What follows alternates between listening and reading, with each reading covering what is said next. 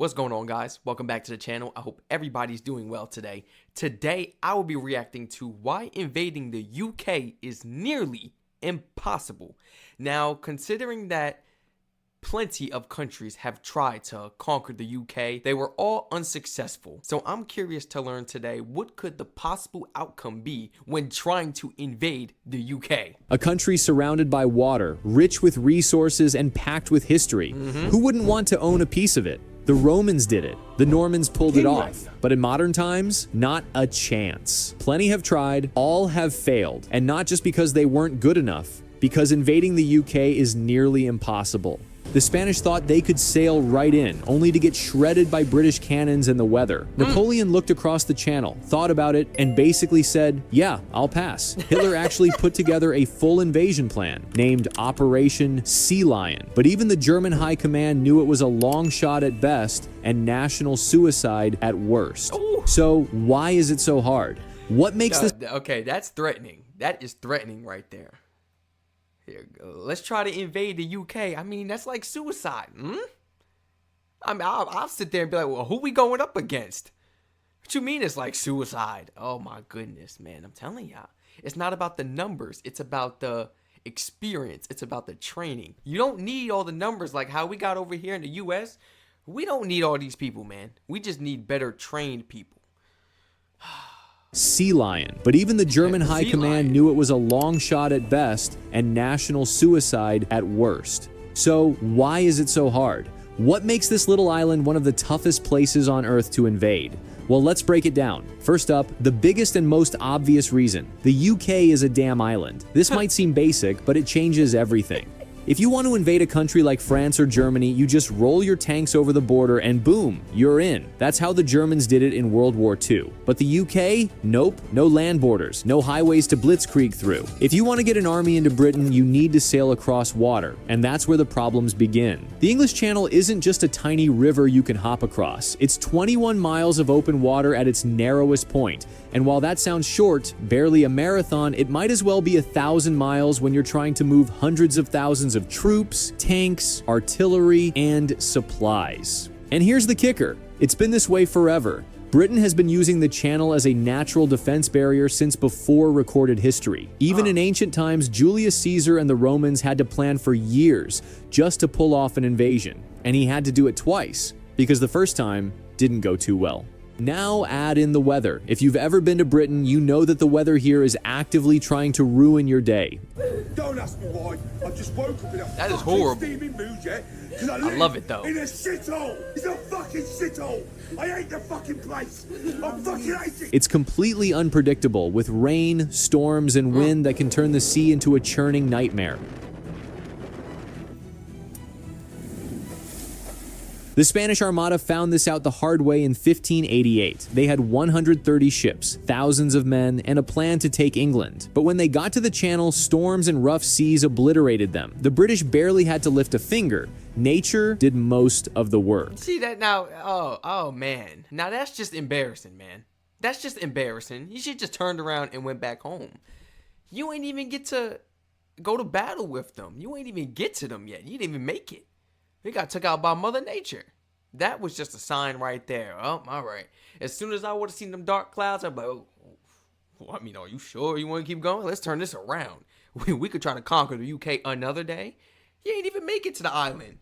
You see, like, Obliterated them. The British barely had to lift a finger. Nature did most of the work. The remnants of the Armada limped home, having achieved nothing. Even today, modern warships and transport vessels still have to account for bad weather. Storms can delay operations, rough seas can slow down ships, and fog can wreck visibility, making coordinated attacks almost impossible. So, before an invading force even gets to Britain, they're already dealing with some of the worst naval conditions on the planet. But let's say they somehow make it across. Now they have to deal with something even worse. Britain isn't just surrounded by water, it's surrounded by one of the most powerful navies on Earth. The Royal Navy has been a global force for centuries. Oh, never mind. Never mind. Because I was just about to say, why didn't you just take submarines? Although there probably weren't submarines around those times, I'm going to have to do some research on that. Because I could be wrong. But yeah, I'm not sure if there were submarines around that time because everybody was taking these type of boats. I would have just went in that submarine thing, or why not try to invade in aircrafts? I mean, why not? But like he just said, they got the Navy. They got the Navy, a really good Navy as well. So a submarine's not really going to do too much either, I guess, because they're going to pinpoint you right away on the radar. I mean, you're doomed. You have no hope whatsoever, man. Worst naval conditions on the planet. But let's say they somehow make it across. Now they have to deal with something even worse. Britain isn't just surrounded by water. It's surrounded by one of the most powerful navies on Earth. The Royal Navy has been a global force for centuries. Back in the 18th and 19th centuries, it was the most powerful navy in history, controlling trade routes and making sure nobody got close to the UK without permission. Today, it might be smaller, but it's still an absolute powerhouse. Oh, it is. At the heart of the fleet are the Queen Elizabeth-class aircraft carriers, massive floating fortresses that carry squadrons of F-35 stealth fighters, some of the most advanced jets in the world. These carriers alone give Britain global reach, allowing them to strike enemies from hundreds of miles away. Then there are the submarines. The UK's Astute-class nuclear submarines are some of the stealth... See? And they got submarines as well, so I guess we're just gonna have a submarine battle. We're gonna fight in the water then. Yeah, there is no way of getting there. You gotta go through all these trials before getting to the actual island. The UK's Astute-class nuclear submarines are some of the stealthiest in the world. These things lurk under the waves, completely undetectable, tracking enemy ships without ever being seen. If an invasion fleet tries to cross the channel, you can bet that somewhere a British submarine is watching them. And the second they get close, torpedoes are going in the water. And it's not just high-tech ships. The Royal Marines are trained specifically for defending coastlines and stopping amphibious invasions. These guys are some of the toughest soldiers in the world, trained to fight in the harshest conditions, and they would love nothing more than to ruin an enemy's beach landing. By this point, most invading forces would have taken catastrophic losses, but let's assume by some miracle an enemy fleet actually lands troops on British soil. Now what? Bad news. Just because you made it across the water doesn't mean you get to keep breathing. The Royal Air Force is next in line to shut down your invasion before it even gets going. The UK has Eurofighter Typhoons, which are some of the fastest, deadliest fighter jets on the planet. These things patrol the skies constantly, and the moment an enemy aircraft enters British airspace, they're getting locked onto. Then there's the Sky Sabre missile defense system, which can track and intercept enemy missiles and aircraft with pinpoint accuracy. Even long-range missile attacks are unlikely to succeed. Britain's air defense network is integrated with NATO's early warning systems. Meaning, the second an invasion is detected, reinforcements from France, Germany, and the United States are likely already mobilizing. At this point, an invading force has lost most of its navy, most of its aircraft, and probably half its troops. But let's say somehow a foreign army is standing on British soil. What happens next? The UK doesn't have the biggest army in the world, but what it does have is highly trained, highly professional soldiers. Exactly. And now that's what I was just explaining, man. It's not about the numbers. Like I said over here, we got numbers. That don't mean that every soldier is a beast, talented, skillful at all. That doesn't mean any of that. But it's like when it comes to the UK, you guys don't really have numbers, you know, because you have a defense budget. So you guys tend to recruit in the process of something going on, which is a little risky, but it works. It works, and it's cheaper.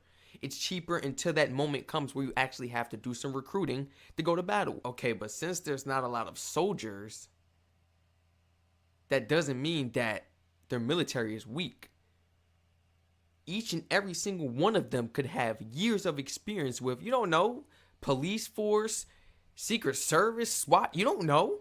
And now they're in the military. They can have a lot of military training. Army in the world, but what it does have is highly trained, highly professional soldiers. The paratroopers, the Royal Marines, the legendary Gurkhas, and of course the SAS, some of the most elite forces on the planet. These guys train in every kind of warfare imaginable. Jungle combat? Check. Arctic warfare? Done. Urban fighting? They love it. But even if an enemy managed to land somewhere and establish a foothold, they now have to hold it. And that's where the real problems start. The British people are not going to just roll over and accept occupation. The UK is a nation with a deep history of resistance. Even during World War II, when an invasion seemed possible, Churchill had a plan to turn Britain into a guerrilla warfare nightmare. We shall defend our island, whatever the cost may be. We shall never surrender. If it happened today, every town would become a battleground. And if things really got bad, the UK has nuclear weapons. The Trident submarine fleet is always out there, ready to launch a retaliation strike. So, is there any way to actually pull off an invasion of the UK? Probably not, but let's entertain two possibilities. The first scenario would involve a massive surprise cyber attack, crippling the UK's communication systems, air defense, and power grid before a single shot is fired. This would have to be coordinated with a naval and aerial assault using stealth aircraft, submarines, and long-range missiles to overwhelm British forces before they can fully mobilize. If London were effectively cut off and key military bases were neutralized, a fast-moving invasion force might try to establish control before the UK's allies could respond. But this plan relies on Britain doing absolutely nothing while the enemy prepares. Highly unlikely. The second scenario is more unconventional but possibly more effective: an internal takeover. Instead of a traditional military invasion, an enemy could exploit political divisions, economic weaknesses, and social unrest to destabilize the country from within. This could involve cyber warfare, propaganda campaigns, funding separatist movements, and even covert operations to weaken the government. Once the UK is in chaos, a foreign power could step in under the guise of peacekeeping, establishing influence without ever needing to land troops in force. But let's be real, both of these scenarios are long shots. The UK's intelligence services are some of the best in the world. Some of the smartest people I have ever seen. Like, I've checked out a few videos of them behind the scenes. Oh my goodness. And I've always wondered, like, you know, they don't need a lot of people in their military as well, because everybody is highly trained, highly skilled, and these people are smart. Like, I can't even imagine some of the tactic plans they would come up with. Like, they are smart. I definitely wouldn't want to go head up against the UK. I don't care if I had 400,000 or 500,000 more men. Man, I'm just setting them up to lose their life. I'm just setting myself up to be a horrible leader. You know, all my men behind me are dying. No. If you can't beat them, join them. I mean... best in the world, and its military isn't exactly sitting around waiting to get blindsided. The truth is, invading Britain isn't just hard, it's damn near impossible. Matter of fact, if that was to happen and it was to be like a cyber attack, forget all that. I want all the jets in the air, I want all the helicopters in the air, I want all ships moving, I want everybody on battlegrounds, I want all that. Yeah, I want the tanks rolling, I want it all. That's exactly what it would be like, man. And protect the king. We gotta protect the king. Protect the king at all costs.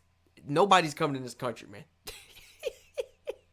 I'm sitting here trying to think of, like, how could somebody possibly invade the UK? Plenty have tried, you know, over the time in history and have failed. No one has fully succeeded, ever. Now, that leads to a wonderful question. Will a country ever down the line in history ever succeed? Hey, it could be when we all leave this earth. We never know. 50-50, 60-25. We don't know. What do you guys think? That's an amazing question. I feel like that'll really get people going in the comments. How do you feel towards this video? And what do you think? Do you feel that, you know, it might be a little possible for countries down the line to invade the UK, or it'll always be impossible? Please let me know. Hold it down for your country, man. Hold it down, man. Let me, I want to see all the comments. If you all enjoyed this wonderful video explaining why it's nearly impossible to invade the UK, your beautiful country, man. Oh, man. Please feel free to like, comment, subscribe, and turn all post notifications on. Feel free to share this video and channel to your friends and family members. And please continue to flood my comment section and suggestion link in the description down below if you would like to recommend some more of these educational videos for us to check out on the daily basis. Once again, everybody stay safe, enjoy the weather, and I hope to catch you all in the next reaction video.